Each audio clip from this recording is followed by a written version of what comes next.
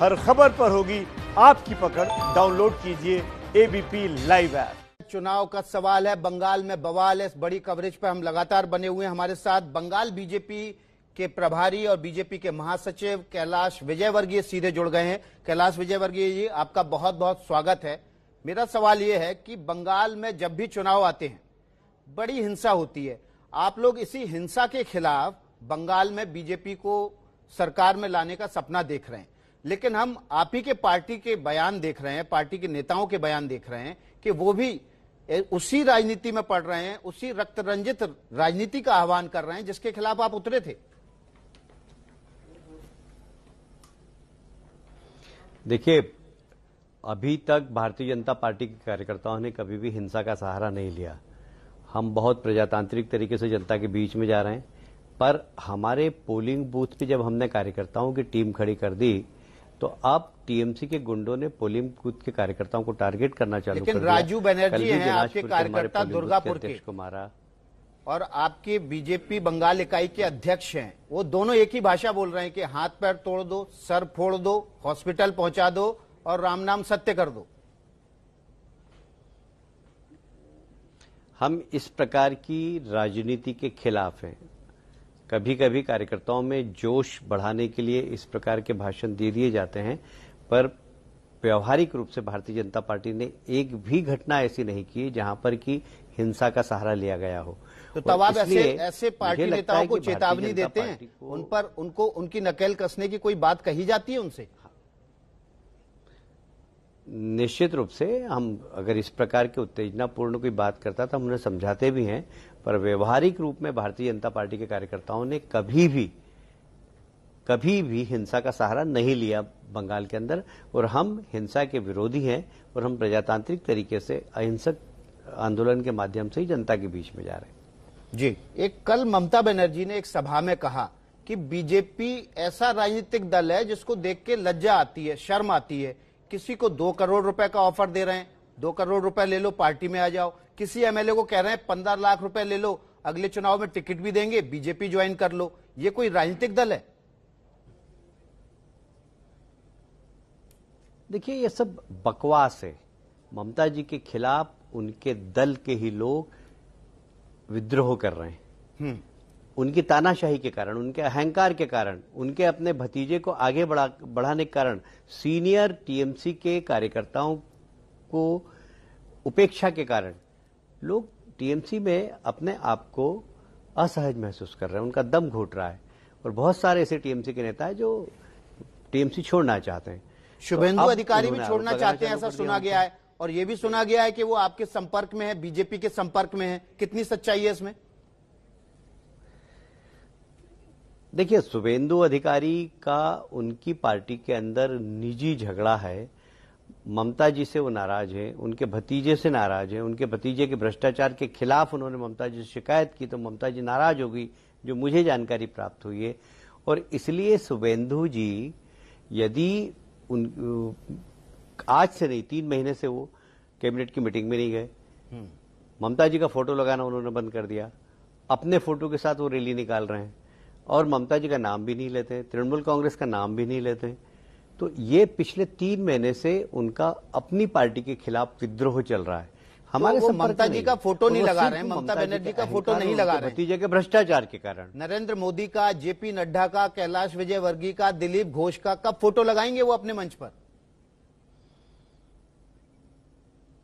देखिए, अभी उन्होंने क्या निर्णय करना है ये उनका विवेक है, पर उन्होंने ममता जी के अहंकार और टीएमसी के भ्रष्टाचार के खिलाफ एक जंग छेड़ी है और वो निश्चित रूप से बहुत नाराज है। उन्होंने उनके भतीजे ममता जी के अभिषेक के भ्रष्टाचार के बारे में, उनके कोयला के काले कारनामों के बारे में, उनके ट्रांसफर उद्योग के बारे में ममता जी से शिकायत की। ममता जी उनसे नाराज हो गई और वो अब अलग तरीके से या तो अलग संगठन बनाएंगे या किसी राजनीतिक दल में जाएंगे। तो अलग अभी अलग संगठन अगर बनाएंगे, कैलाश विजयवर्गीय बोल रहे हैं, अगर शुभेंदु अधिकारी अलग संगठन बनाएंगे तो बीजेपी उनके साथ गठबंधन करेगी विधानसभा चुनाव में?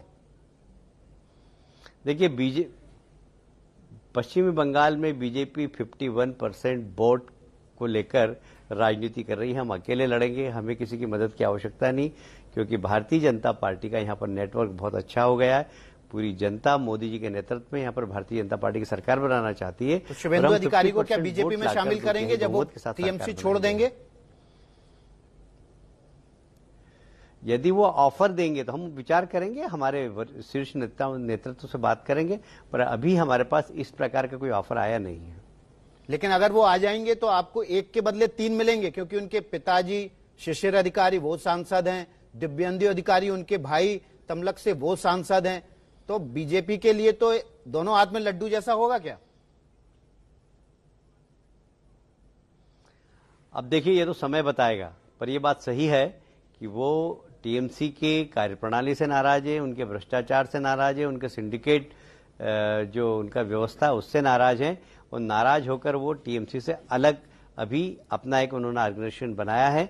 पर हाँ, यदि वो बीजेपी में आएंगे तो हम लोग विचार कर सकते हैं हमारे शीर्ष नेतृत्व से बात करके, और ताकत उनके आने से ताकत तो भारतीय जनता पार्टी की बढ़ेगी ही निश्चित रूप से। तो आज आप एबीपी न्यूज पर ही क्यों नहीं ऑफर दे देते उनको बीजेपी में शामिल होने का? आपके तो संपर्क में है, बीजेपी के तो संपर्क में है शुभेंदु अधिकारी।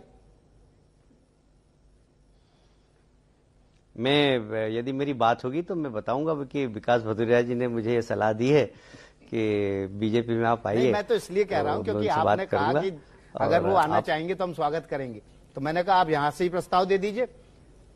बंगाल में तो घर घर में एबीपी न्यूज देखा जाता है। हाँ हाँ बिल्कुल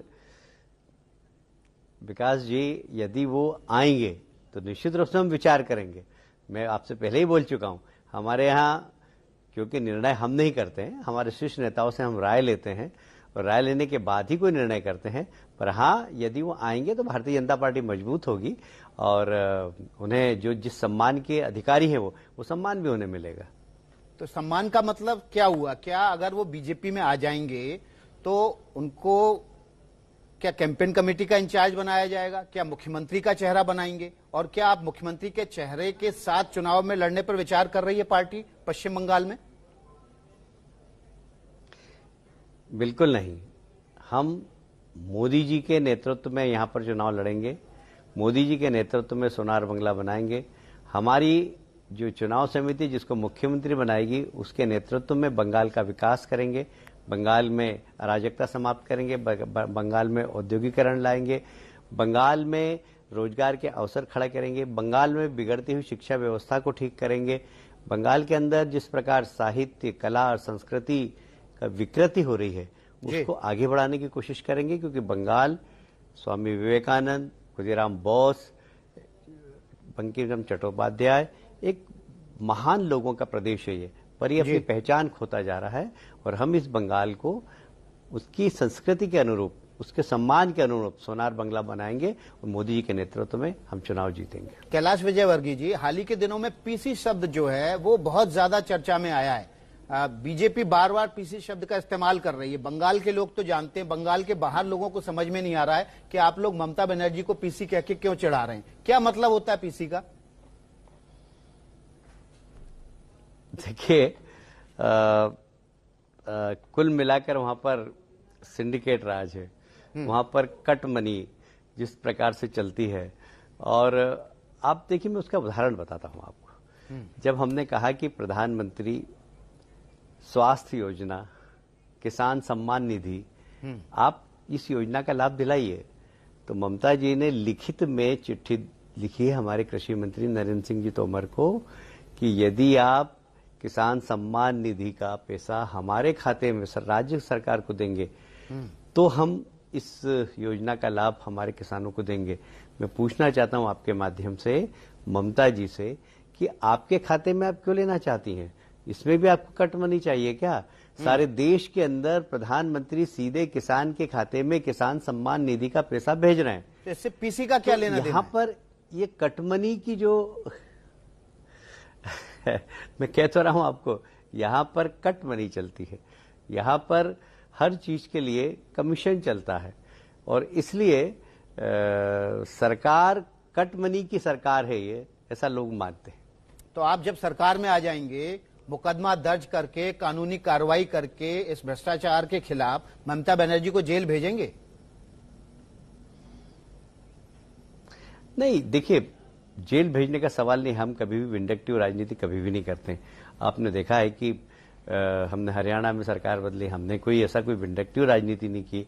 यदि कुछ गलती की है तो उसके खिलाफ कानूनी कार्रवाई होती है, पर राजनीतिक दृष्टि से हमने कभी भी बदले की भावना से काम नहीं करते। हम ममता जी ने अच्छा काम किया है उन्होंने, तो हम उनकी तारीफ करेंगे। और यदि कोई ऐसा काम किया है जिसमें राज्य के खजाने को नुकसान हुआ है तो भले ही विचार करेंगे। बाकी हम बदले की भावना से कभी काम नहीं करेंगे। जी, बहुत बहुत शुक्रिया कैलाश विजयवर्गीय जी एबीपी न्यूज से जुड़ने के लिए। कैलाश विजयवर्गीय एबीपी न्यूज पर लाइव थे। बंगाल के प्रभारी महासचिव हैं, बंगाल में चुनाव है इसलिए बवाल है, और इसलिए ये जानना जरूरी था कि बंगाल में हिंसा चुनाव आते ही क्यों बढ़ जाती है। हालांकि उन्होंने एक बड़ी बात कही कि शुभेंदु अधिकारी अगर टीएमसी छोड़ेंगे तो उनका बीजेपी में उनका सम्मान होगा, स्वागत होगा।